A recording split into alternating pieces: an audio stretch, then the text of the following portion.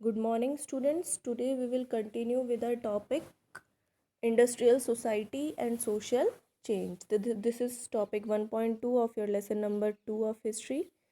So we'll revise in few minutes what we have studied yesterday. Yesterday at the end, our last topic was the impact of industrialization in Europe. Okay, so if we see about that, what was the conditions of people as due to industrialization, or we can say due to the setup of more and more industries there.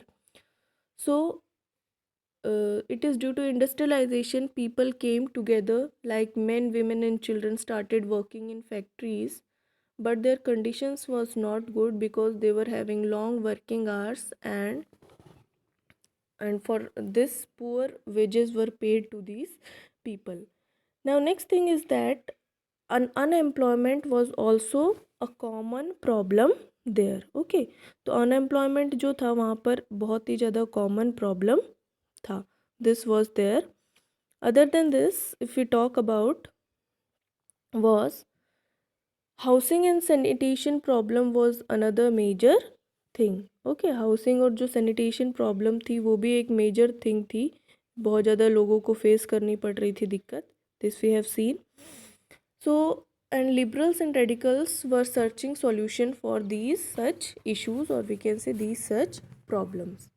Now we will go ahead, and one thing you have to remember here, that almost all industries were the property of individuals. जितनी की जितनी सारी industries थी वो property थी individual people की, individual owners थे उनके. ठीक है, और लिबरल्स और जो रेडिकल्स थे वही प्रॉपर्टी ओनर्स ज़्यादातर थे, एम्प्लॉयर्स थे. ठीक है, और ये चीज़ वो अच्छे से समझ गए थे कि wealth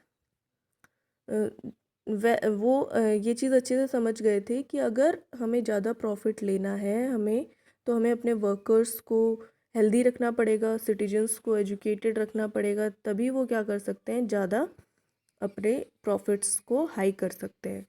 next thing is that जितना भी उन्होंने वेल्थ अर्न किया था, that was through trade and industrial business setup etcetera ventures के थ्रू. ठीक है. On the other side, they were also opposing the old aristocracy by birth. क्योंकि एक चीज़ और थी वहाँ पर कि जो एरिस्टोक्रेसी क्लास थी, जो राजा महाराजा थे, उनके अंडर में रहकर इन बिजनेसमैन्स को, इंडस्ट्रियलिस्ट को काम करना पड़ता था. ठीक है, ये अपने अकॉर्डिंग कुछ भी नहीं कर सकते थे. सच वॉज द कंडीशंस. तो उनको अपोज भी करते थे ये. एंड ये they also wanted that individual efforts and labour enterprise will give more income to them. ठीक है. If freedom of individuals were ensured, if the poor could labor and those with capital could operate without restraint, they believed the societies would develop. ये लोग ऐसा मानते थे कि अगर लोगों के पास फ्रीडम हो, इंडिविजुअल्स के पास फ्रीडम हो और पुअर पर्सनस लेबर का काम कर ले, और जिनके पास अच्छा खासा पैसा है, कैपिटल है, वो बिना किसी रेस्ट्रिक्शंस के ऑपरेट कर ले, तो इससे क्या होगा, सोसाइटीज़ डेवलप होंगी. They were having such kind of ideology. मतलब इंडिविजुअल प्रॉपर्टी कीपिंग के पॉइंट ऑफ व्यू से वो फेवर कर रहे थे.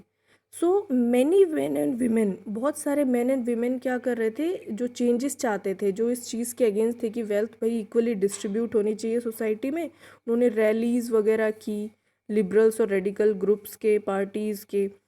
कब, अर्ली 19th सेंचुरी में. This you have to keep in mind.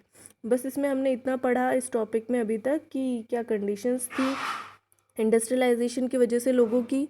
और मोस्टली जो इंडस्ट्रियलिस्ट थे वो कौन थे, लिबरल्स और रेडिकल्स थे. उन्होंने ट्रेड और इंडस्ट्रियलाइजेशन के थ्रू वेल्थ एक्वायर की थी, बिजनेस सेटअप्स के थ्रू. और वो किसके फेवर में थे, keeping their workers healthy so they can get high amount of profits. And one और अदर आइडियोलॉजी क्या थी उनकी कि poor person should do work of labourer, and those who are having more amount of money or capital, they should open their business without any restriction. Such kind of ideology they are having. और many जो women men थे, they were opposing this by doing rallies around liberals and groups. Next thing, if we see that some nationalists liberals and radicals wanted revolution. कुछ जो nationalist थे, क्रांतिकारी थे, और liberals थे, रेडिकल्स थे, वो रिवॉल्यूशन चाहते थे कि जो अभी जो गवर्नमेंट है उसको क्या कर दिया जाए, ख़त्म कर दिया जाए। ठीक है, जिस तरह की सरकार है अभी उसको क्या कर दिया जाए, ख़त्म कर दिया जाए इन यूरोप इन 1815। तो बहुत जगह ये चीज़ सक्सेसफुल भी हुई, जैसे फ्रांस, इटली, जर्मनी, रशिया में people became revolutionary and they have overthrown their existing monarch. जो उनका प्रेजेंट का किंग था उनको इन्होंने हटा दिया इन कंट्रीज़ में, as you have read in last chapter France में जो इसको हटा दिया था। और जो नेशनलिस्ट थे they also talked about creating a nation. Nationalist हमेशा बातें करते थे कि ऐसे नेशन को क्रिएट किया जाए जहाँ पर क्या हो, लोगों के पास इक्वल राइट्स हों, कोई डिस्क्रिमिनेशन ना हो। Sorry, all should have equal rights.